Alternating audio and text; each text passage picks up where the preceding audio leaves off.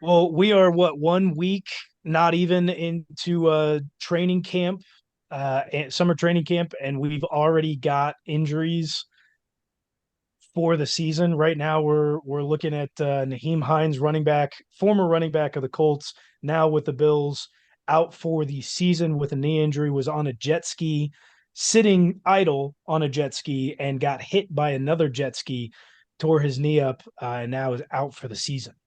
If you don't know how to safely operate a motor vehicle on water, don't do it. Okay, Arrowhead Live. Oh, I saw that from somebody else. But like, seriously, dude, don't run into Unfortunate, other dude. people on a jet ski.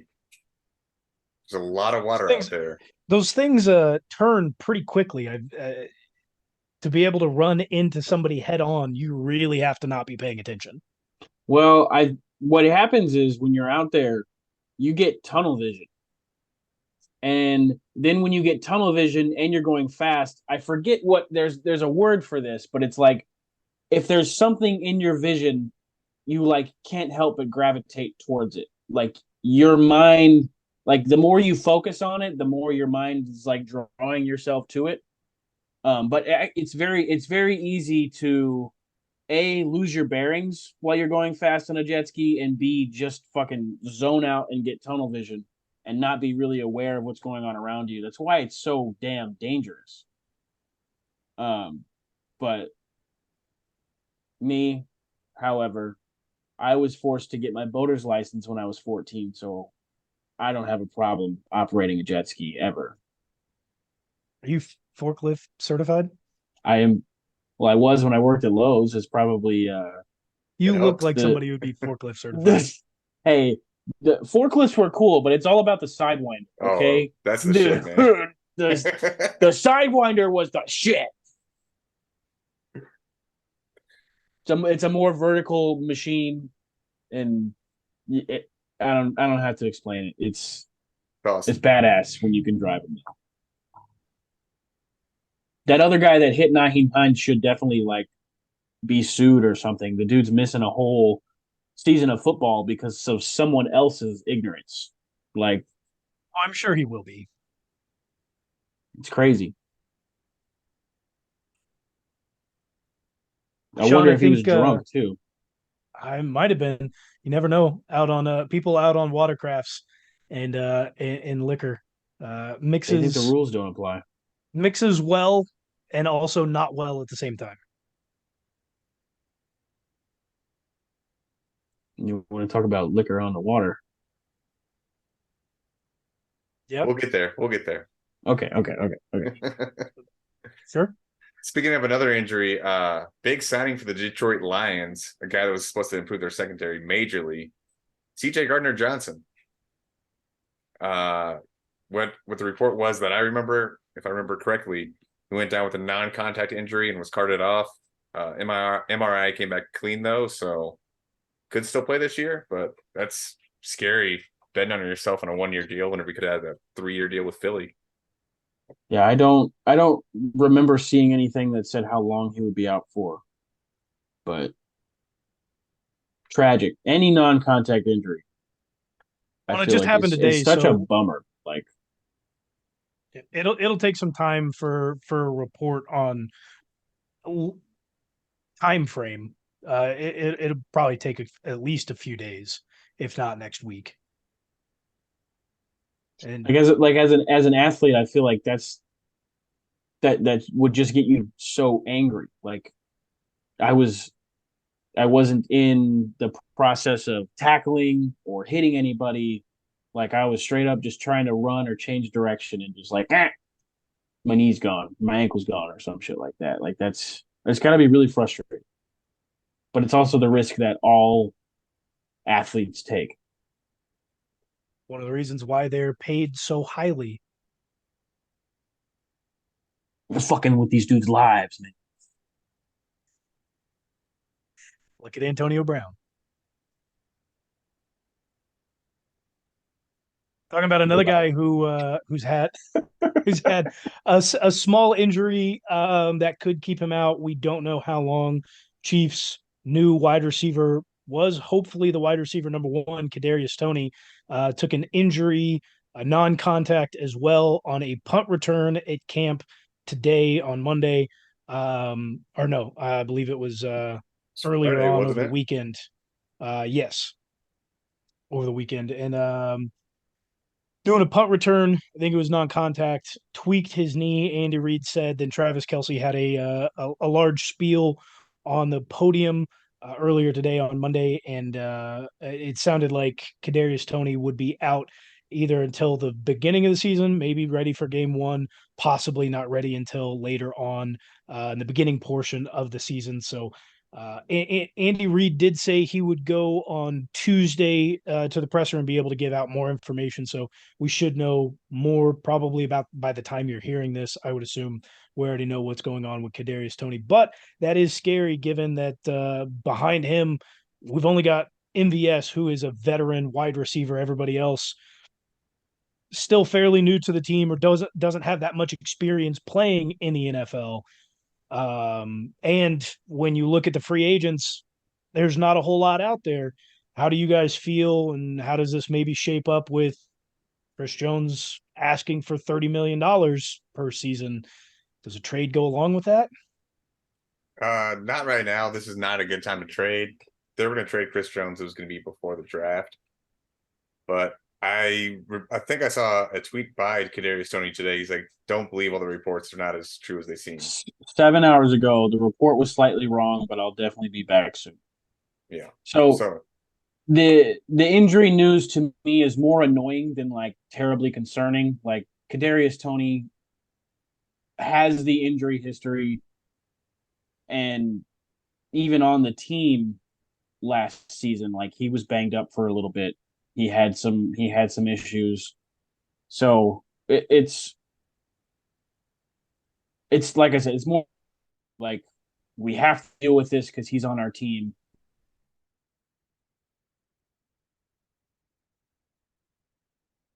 The guy, fuck, Probably Stroop. Help this guy out.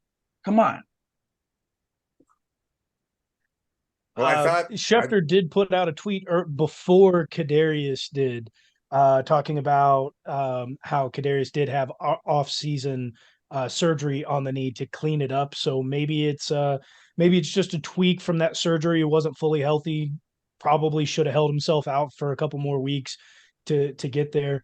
I don't Maybe not know. jump into punt returning duties right away. Like, Yeah, maybe, speak up and be like, hey, we probably shouldn't be doing this.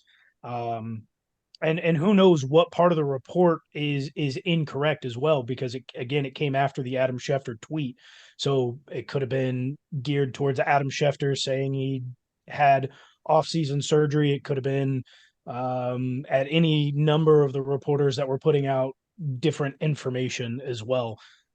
We won't really know until Andy Reid steps to the podium.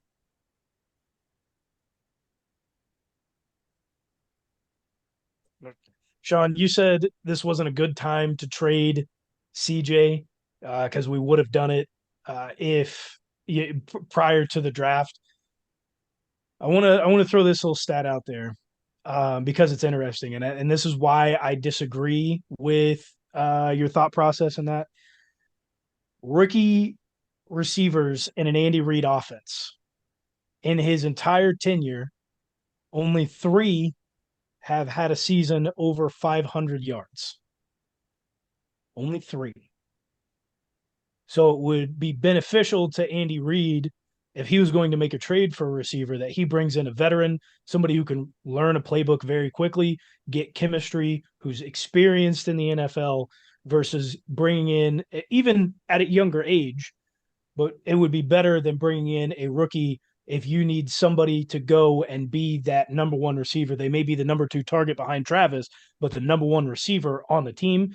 It would be better if you were going to make the trade for Chris Jones to go out and get somebody who's a veteran, and that just matches better with what Andy does. I understand what you're going for there, but they're not going to give up the quarterback of the defense for a receiver whenever Mahomes can do it with anybody. I First off, don't disagree. like I really want to know is the asking price doable? Well, the This doesn't asking have to price be is a fully 30 million. guaranteed contract if he's wanting 30 million a year. Like, is it even doable? And if not, if it's really going to put a strain on our books and fuck us up for the years to come, I'm open to the idea of trading him. But if it's doable and we can be comfortable with it and we still have a plan going forward, then you got to do everything in your power to give the man what he deserves. Because everybody's saying Chris Jones isn't a two-time defensive player of the year, doesn't deserve AD, and we're not talking about broken ass Anthony Davis. We're talking about the real AD here, Aaron Donald. They doesn't deserve AD money. You just look at the last 2 years. Chris Jones is performing at or above the level of Aaron Donald. And the Rams are already regretting Aaron Donald's contract because I don't know. Looking at it right now, the Chiefs have a total cap space of $71,000. Now, depending on structure, signing bonus, all of these things that wouldn't necessarily get attributed to this year's cap. Yeah, it's totally a deal is totally possible. It's just going to depend on structure. Now, is Chris Jones willing to take a back end deal without the guaranteed money on the last few years if we sign him to a 3 or 4 year deal? I highly, highly, highly doubt that Chris Jones is not looking to get every bit of money that is available to him throughout whatever the life of the contract is. There is going to be some sort of guarantee, whether it's up front for a large portion of the money or a guarantee throughout each individual year.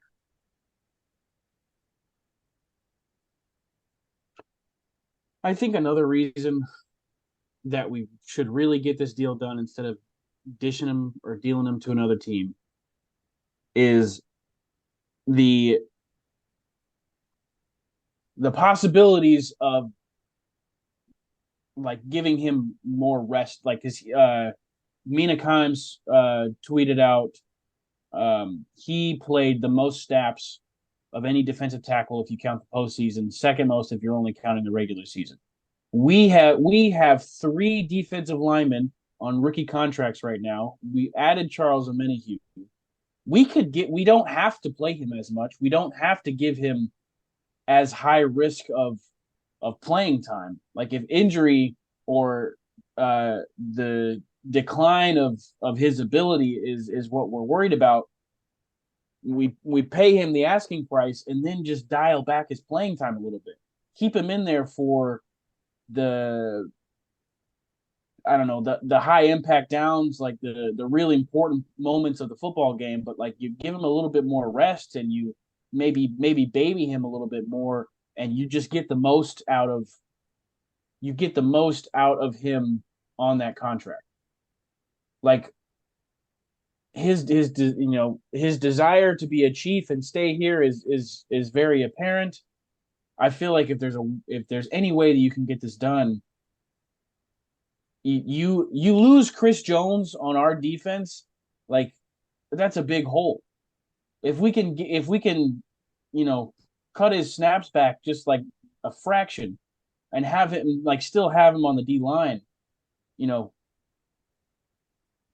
sorry to like be too arrogant, but like we're a lock for AFC Championship Super Bowl run again. Okay, like he is the anchor of that defense. You take him off that defense completely, and we're slipping. We're not as solid. That's like one of the biggest names in defensive line in football right now.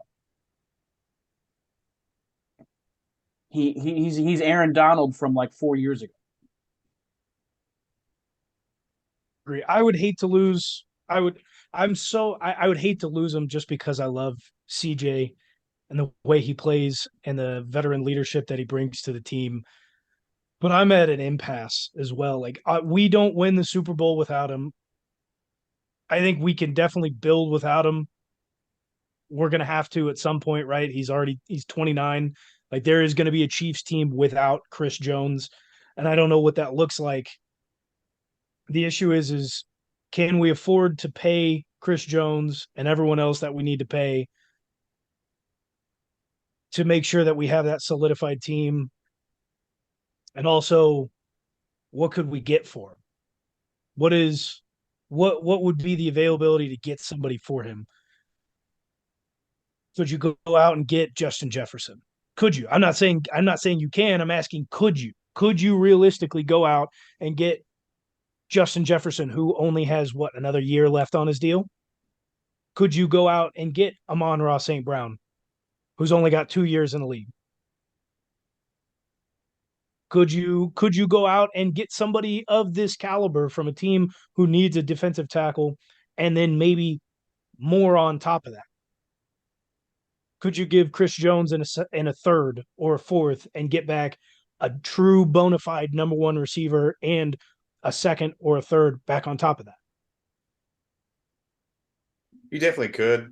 Depending on what team you go for, I think the receivers you named, the teams are going to try to build around them, no matter if they're getting Chris Jones or not. But I'm just saying those teams because I know for a fact that the Vikings do not keep their rookie wide receivers. We've seen that time in and time out. We've talked about that on shows previous. So that's the only reason I bring up Justin Jefferson is, are they realistically going to build around him? Because they are known for getting rid of their rookie wide receivers who are amazing, amazing talents.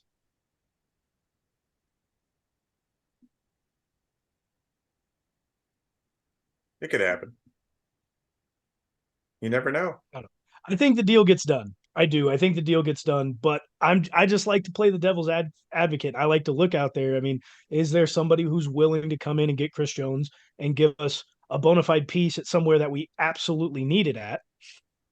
Regardless if Pat can make any, we're still low in numbers on the depth chart, and we're low in veteran experience. What position other than wide receiver do you think we trade for?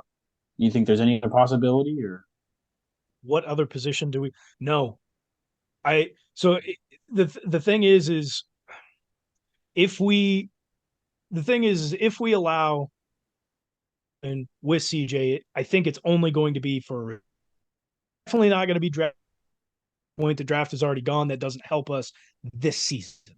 So it's going to be for a receiver that we're going to be able to sign. But that also opens up cap space by having CJ gone to go out and get help where we still need it as well, defensive end. You're not going to trade Chris Jones for a defensive end, but you could trade him for a receiver who brings in a receiver and possibly another pick, and also use the cap space that's available to go out and get a guy like Jadeveon Clowney or Yannick Ngakoue to cover that defensive end while we play Charles Omenihu and some of the other young guys that we've brought in on those rookie deals to come in and play that interior side. It's not the best move out there. It's not, but it does add depth in the areas that we need it and secures a young number one receiver who can step up when Travis Kelce is also gone. it would be nice. I feel like that would literally be the only outcome for a trade with him. I don't think any of the names you named are really realistic. But Yeah, I don't know how realistic they are. I don't, and I don't think. I mean, maybe Deebo Samuel's another one out there that you could maybe throw into that list. But again, how realistic is it? If those aren't realistic, if those teams aren't willing to play ball, then like you do go and you sign. You get it done with Chris Jones. That's it. That's it. If you're not going for a bona fide number one who can also bring in another draft pick, and then you're also able to go out and sign a free agent defensive end to shore up that side of the line, there's no reason to get rid of Chris. and if we're gonna last thing I'll say about this topic, I think the only other scenario, if we find a trade partner that's willing to give us kind of like a slurry of talent at different positions, if we could add another DB, if we could add a wide receiver that maybe is at the level of Kadarius Toney MBS if he's gonna like jump to the top of our depth chart. You know, it's got to work out. It's got to make sense. If it fills a bunch of other smaller holes, I'm down for it. But perfect world, we're keeping it. Okay, because I mean, like I said, Aaron Donald from 5 years ago on this team. You're talking about number one seed, Super Bowl contender, no doubts in anybody's mind. We're going to be back where we were last season. Just to switch it up here a little bit, there's been a lot of new throwback uniforms being brought out by NFL teams. One that I really love seeing right now is the Tennessee Titans. But The that brings to the Oilers. question, should they be allowed to wear that since they're not even in Houston anymore and have nothing to do with oil? They're dope jerseys, but like, If you That's you a dumb can't question to ask. They've been outside of Houston for a very long time and they've won them. say there's that, yeah, but but still. also you also allowed the Chiefs to wear their helmet when they were the Dallas Texans as well. Mhm. So I think they've already set the precedence that as long as it's within your organization's history, Okay. it's okay to do so. And I think that's fair. Like you can't have the Chiefs do a Patriots theme from back, whenever they had their old logo or whatever. But I think as long as it's within your franchise's history, I think it's okay.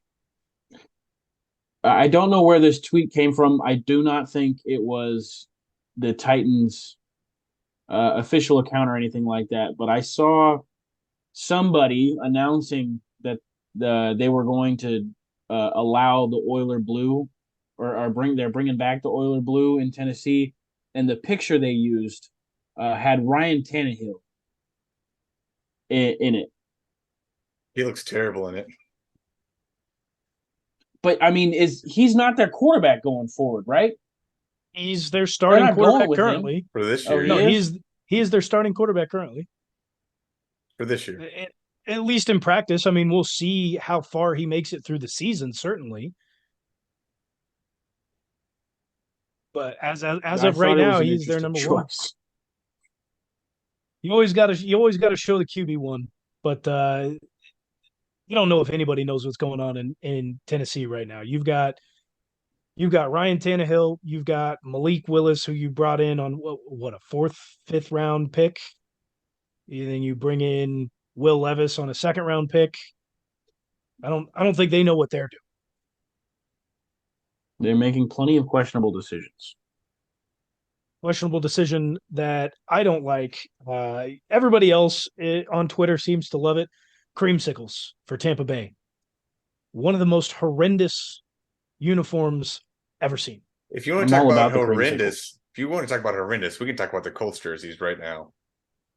We can talk about the Colts jerseys. We could also talk about the Bumblebee jerseys that Pittsburgh has. I'm not ranking them as the worst. I'm saying they are one of the worst. The creamsicles are not good looking.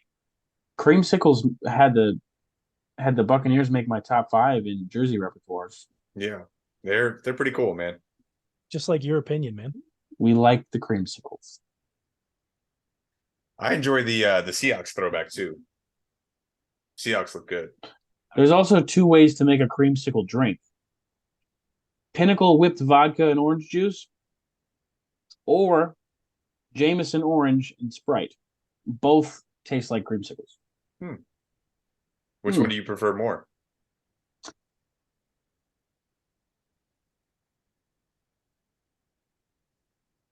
Jameson orange and Sprite.